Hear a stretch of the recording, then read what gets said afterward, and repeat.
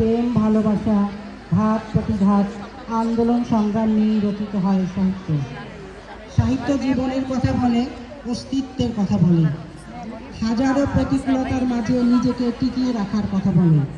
সাহিত্য ভালোবাসতে শেখায়, লড়তে শেখায়, কখনো ঘুণে ধরা সমাজের বিরুদ্ধে, কখনো পরাধীনতার বিরুদ্ধে গর্জে ওঠে কবির হাতিয়ার।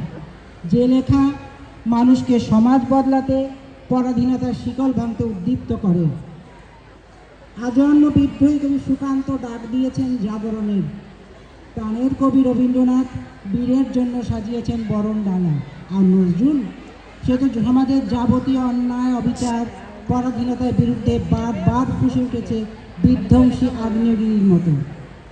গল্প, কবিতায় ফুটে ওঠা এ দ্রোহ আমাদের উদ্দীপ্ত করেছে বিভিন্ন আন্দোলন সংগ্রামে।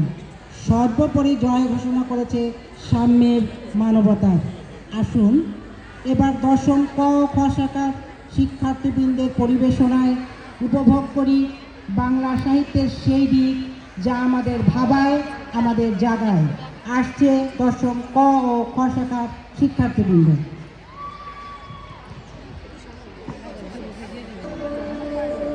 কিশোর বিদ্রোহী কবি সুকান্ত ভট্টাচার্যের জীবনকাল মাত্র 21 বছরের হলেও বাংলা সাহিত্য জগতে তার অবদান অকল্পনীয়। এই ক্ষণজন্মা কবির সাহিত্য সৃষ্টিতে বিদ্রোহী চেতনার যে প্রতিচ্ছবি পাওয়া যায় তা আজও বিস্ময়ের। মৃত্যুর এত বছর পরও বাংলা সাহিত্যের জগতে তিনি এখনো উজ্জ্বল নক্ষত্রের মতো। এই যে উঠল কি সময়ের ঘড়ি, এসো তবে আজ বিদ্রোহ করি। আমরা সবাই যে যার প্রহরী উঠুক ডাক, উঠুক তুফান মাটিতে পাহাড়ে, জ্বলুক আগুন গরিবের হারে, কোটি করা ঘাত পৌঁছুক দ্বারে ভীরুরা থাক।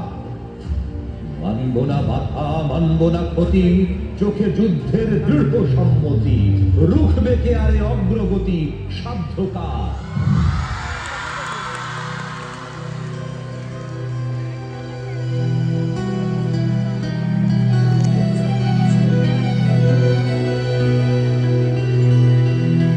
জাগবার দিন আজ,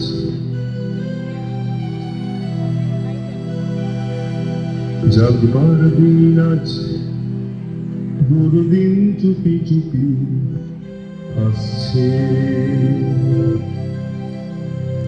আসছে। যাদের চোখেতে আজ স্বপ্নের ছায়া ছবি ভাসছে, যাদের চোখেতে আজ স্বপ্নের ছায়া ছবি ভাসছে, দূরদিন চুপি চুপি আসছে, দূরদিন চুপি চুপি আসছে। জাগবার দিন আজ, দূরদিন চুপি চুপি আসছে, আসছে। যাদের চোখেতে আজ স্বপ্নের ছায়া ছবি ভাসছে, দূরদিন চুপি চুপি আসছে।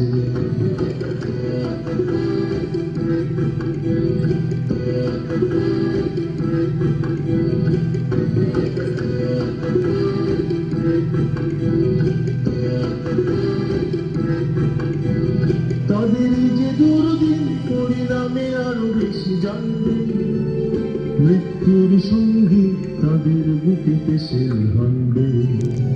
তাদেরই যে দুর্দিন পরিণামে আরো বেশি জানবে, মৃত্যুর সঙ্গী তাদের বুকে পেশে হানবে।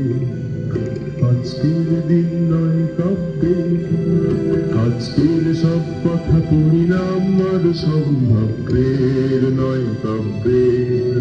জাগবার দিন আজ, দুর্দিন চুপি চুপি আসছে, আসছে। তাই যাদের চোখেতে আজ স্বপ্নের ছায়া ছবি ভাসছে, জাগবার দিন আজ, দুর্দিন চুপি চুপি আসছে, আসছে।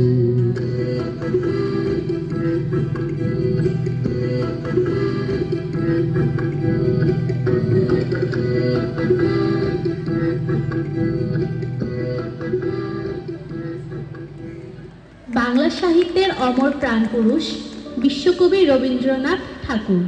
তিনি অনবদ্যভাবে জড়িত বাঙালি জাতির চেতনার সাথে। তার সাহিত্য দিয়ে তিনি প্রজন্মের পর প্রজন্ম অনুপ্রাণিত করেছেন।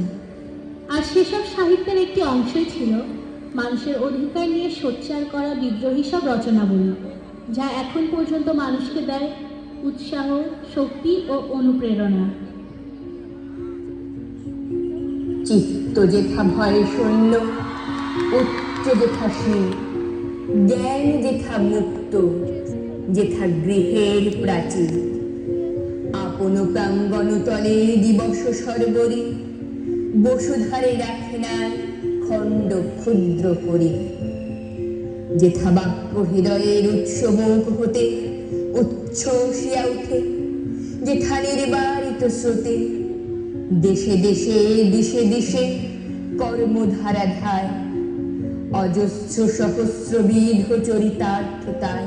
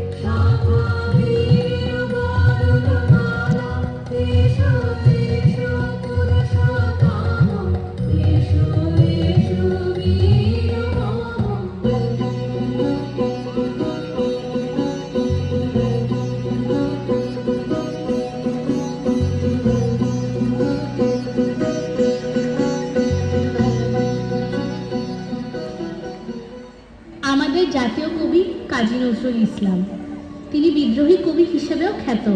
বাংলা সাহিত্যে তিনি নিজের জাদুকরি কলম দিয়ে যে অনুপম সব রচনা সৃষ্টি করেছেন, তাদের মধ্যে অন্যতম একটা অংশ তার বিদ্রোহী রচনাবলী। সাহিত্য জগতে যা সম্পূর্ণ আলাদা, অতুলনীয় এবং আবেগঘন অধ্যায়। বলবীর আমি চির উন্নতশীল, আমি চির দুর্দম দুর্বীরিত নৃশংস, মহাপ্রলয়ের আমি নটরাজ, আমি সাইক্লোন, আমি ধ্বংস, আমি মহাভয়, আমি অভিশাপ বুদ্ধির, আমি দুধবার, আমি ভেঙে করি সব চুরমার, আমি অনিয়ম শৃঙ্খল, আমি তুলে যাই যত বন্ধন, যত নিয়ম কানুন শৃঙ্খল, আমি মানি না কোনো আইন, আমি ভরা তৈরি করি ভরা ডুবি, আমি টর্পেডো, আমি ভাসমান মাইন, আমি ধৈর্য পিয়ানি এলোকে সে ঝড়া কালে বৈশাখীর, আমি বিদ্রোহী, আমি বিদ্রোহী সুত বিশ্ববিধাত্রীর, বলবীর চির উন্নত মনুষ্যী।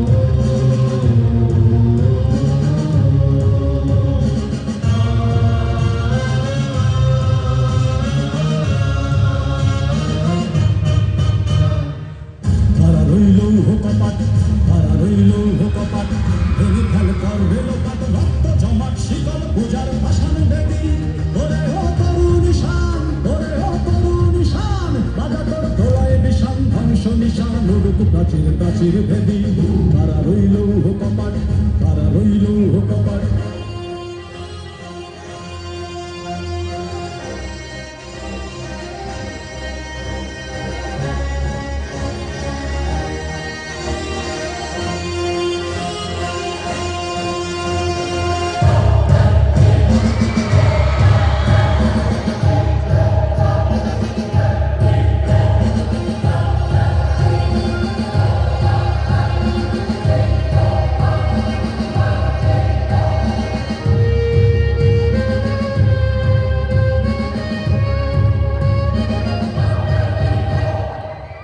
গজলের বাজনা বাজা কে মালিক দেশে রাজা,